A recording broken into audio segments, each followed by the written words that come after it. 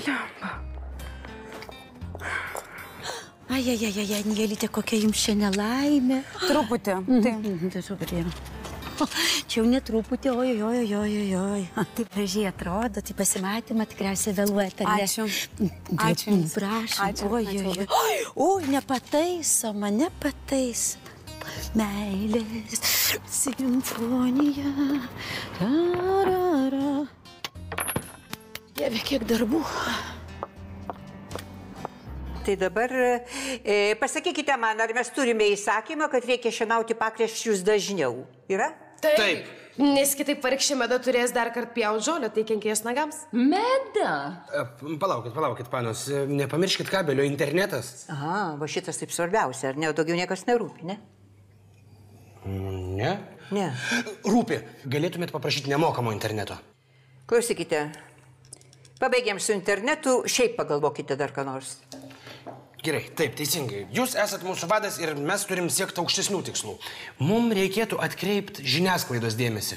Prisirakinam prie Amerikonų karinių bazių. Kęstuti, labai prašau, va šito tai nereikia. Palikim mes tą NATO ir tas bazės visas. Reikia ką nors paprasčiau. Galvokit. Aha, gerai. O moksleivių streikas. Šitas visą laiką suveikia. Suveikia šitas taip. Šiais laikais dažniausiai streikuoja mokytojai. Jo. Masinė bado akcija palaikant saviriškos formą. Va šito jau tikrai nereikia. Robertas tai vieni kaulai ir skūra. Ne. Gerai. Padėt gėjam ir lesbietėm su jų teisėm. Nu, tik jie gali tuoktis. Nu, kol kas dar Lietuvoje ne, bet mes jau ES, tai... Apsaugot Dalai Lamą. Kur nuo ko? Gerai, aš labai atsiprašau, bet jūs šiais laikais prieš ką nors protestuoja dar ar ne? Žinot, man atrodo, kad užteks. Dabar reikia pagalvoti, kas visą šitą nuneš Vladui.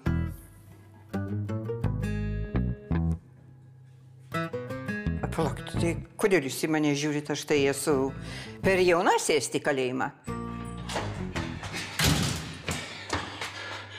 O, Robertai. Va. Mes savo juodą darbą padarėm, o tau liko padaryti baltą.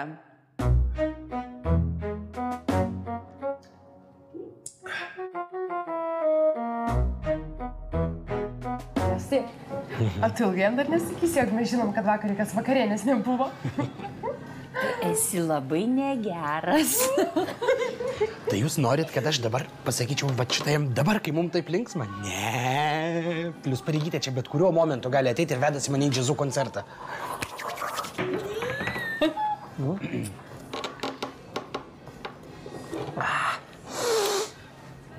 Tai pasakok, įdomiosgi smulkmenos.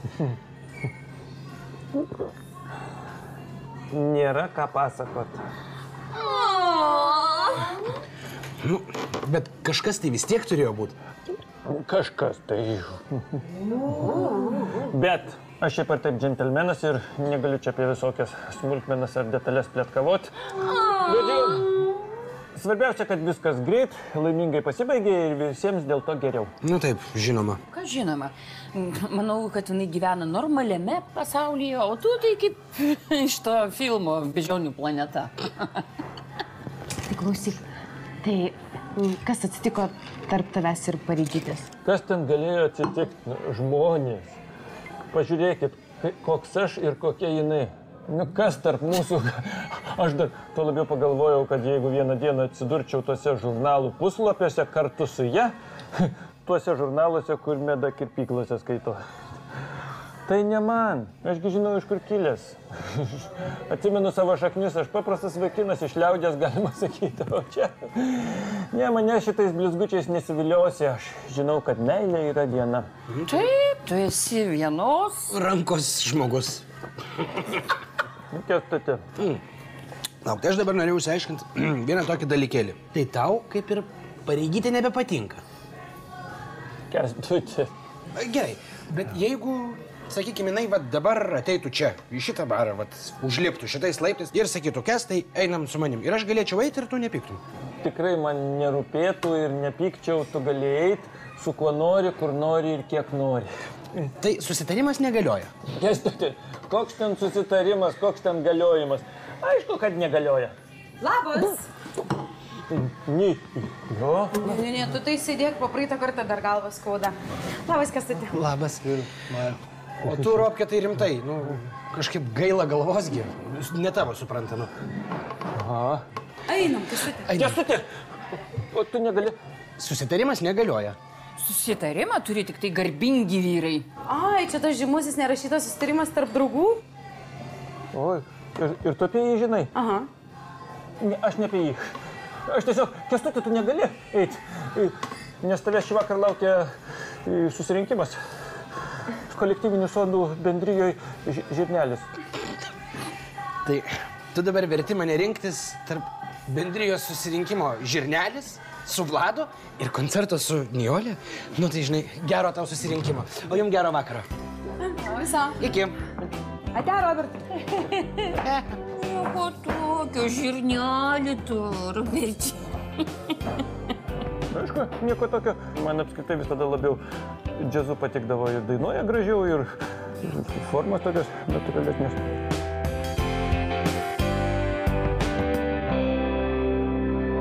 Kas čia per kava, kažkoks pakelis minkštas? Sugedus gal? Nu ne, ar galioja dar? Nemesk. Čia tas minkštumas dėl...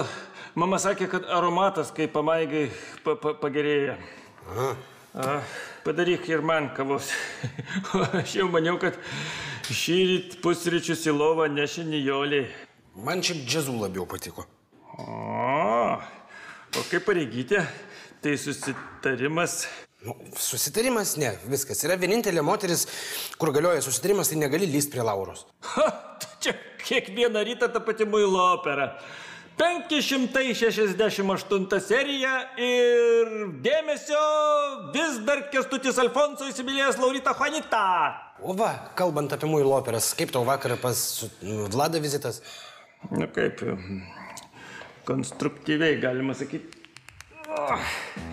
O, broleli. Senukas su lasdele. Gerai, kad bent tą kabelį praves. Kęstuti, skaitysim paprastas popierinės knygas. O tai internetas? Taigi sakau, knygas. O medai žolę pjaut nereikės. Reikės. Ir žolę, ir lapus, ir sniegą, ir ne tik medai. O šitą, žinok, man tikrai atrodo tau labai. Aš nežinau, atrodys kaip kokia patsankė. Dar prieš kokias 2 savaitės galbūt ir būčiau. Kas yra? Nieko nėra? O kas tam yra? Nieko nėra. Nežiūrėk. Ten yra Viktoras, su kuriuo susitikinėjai 3 mėnesius. Atsimeni? Gerai, aš eisiu su juo pasisveikinti. Tu nenusišnekėk. Jau Robkė kažką padarėt. Užstok.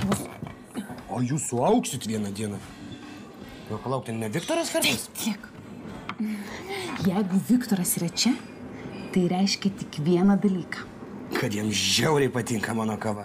Ne, kad jis nori su tavim susitikinėti. Su manim, tai kada tas buvo prieš 3 mėnesius, jūs į mane tikriausiai ir pamiršo. Ir gal ir net nenorės su manim pasimti. Tu galvoji, kad norėtų su manim susitikti? Taigi tu iškart jį palikai po to, kai jūs pasimylėjot. Taigi vyrai negali pakęsti, kaip mes šitaip elgiamės. Tas tiesa. Aš irgi manau, kad tai yra tiesa.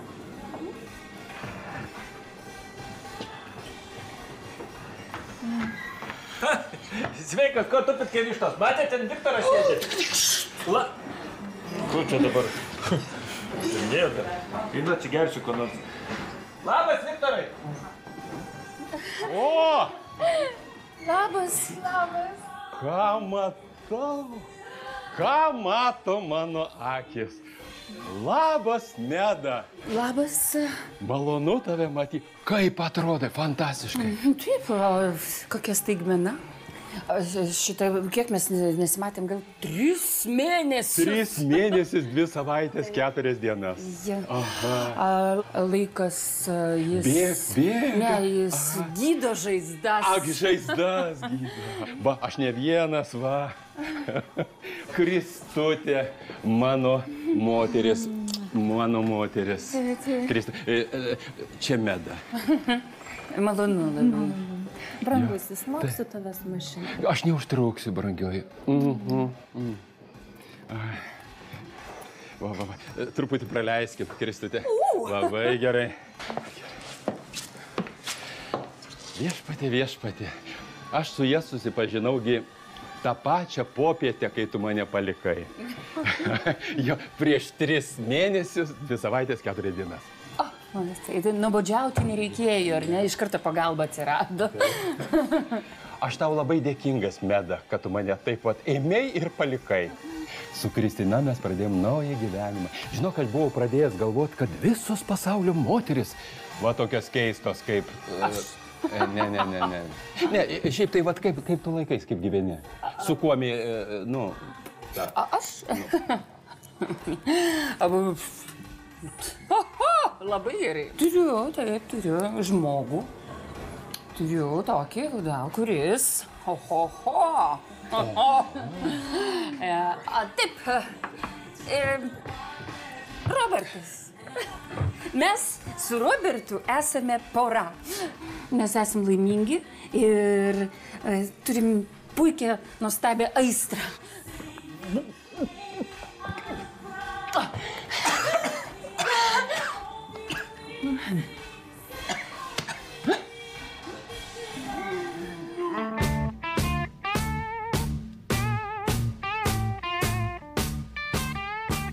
Aš nesuprantu. Tu jį palikai, sakai, kad nieko jam nejauti, bet dabar sakai, kad šitas Robkė yra tavo vaikinas. Kęstuti, negi tu taip nieko ir nesupratai? Ne. Broliuk, kiekvienas buvęs ir buvusioji negali būti laimingesnis už tave. Tokie jų žmonių santykiai ir viskas. Ir kuris pirmas susitvarko savo gyvenimą, tas ir laimi. Aha. O neturėtų būti taip, kad, pavyzdžiui, kai išsiskiri su tuo, ką mylėjai, tai turėtum kažkaip linkėti jiems sėkmės, džiaugtis už jį, būt draugais.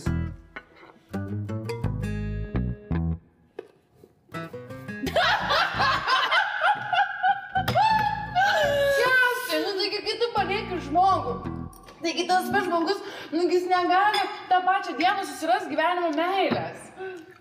Jis turi kentėti. Taip, bent jau keletą mėnesių.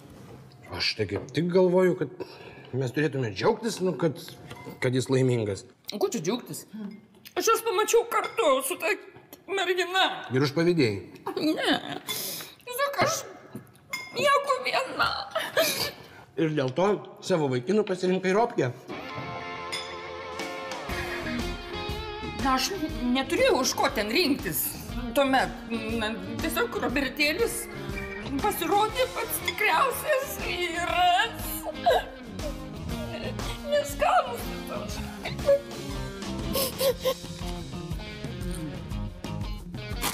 Negalima. Nu, Meda, duok man vieną. Čia yra tik tai mano vienos. Ką galima? Nu, bet aš užmušiu, ką nors, jeigu aš negausiu vieno traškučių su lobele. Vieną galima?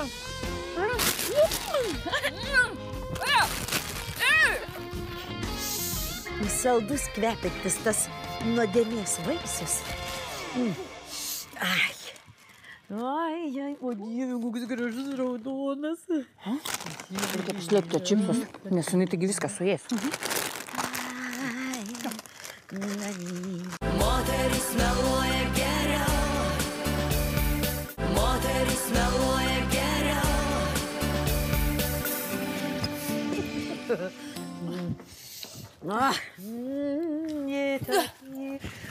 Tai kur čia vaikštot? Kertam kelią. Tai mergos gal nori obuolių?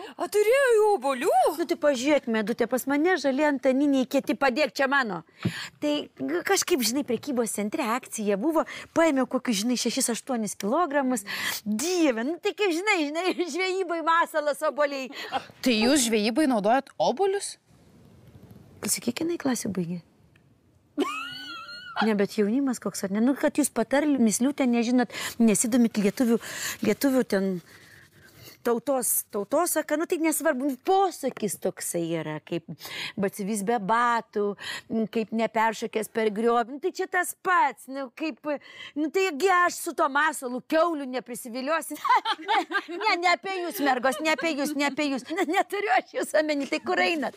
A mes, Laura... Kas, Laura? Šita Laura. Ai, čia šita Laura? Aš galvojau, kad žinai tą Laura. Tai mes su Su Meda eisim į parduotuvę ieškoti jai vestuvinės suknelės. Kam nesu? Nežinojot, šiandien su Robertu susižadėjo. Kaip? Viena senmergė bus mažiau. A kodėl senmergė? Aš buvau 2 kartus ištekėjus šiaip. O ne vieną? Ne, 2. Ir dabar gal bus 3 kartas.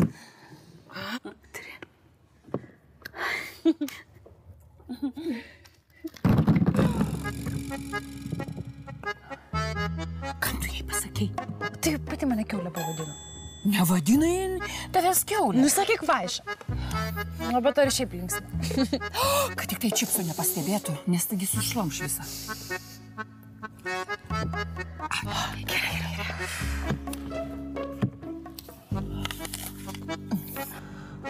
Mama, aš tave palydėjau ir gal eisiu namo, nes pareigulsiu galvą. Nu, nereikia čia vaidinti, kad tau skauda galva. Aš viską tave kiaurai matau, neskauda to jokios Ko galvos. trypčiai dabar, tai užeikit, ko čia kuklinatės? Galva skauda vaidina. Man tikrai skauda. Nu tai aspirino tabletę duosiu ir viskas praeis. Aš nenoriu tablečių. Oi, Robertai, būk tu vyras, ar mėnesinės tau. Eik Nu, greičiau. duosiu didesnių, tvirtesnių vaistų. Aš nenoriu vaistų.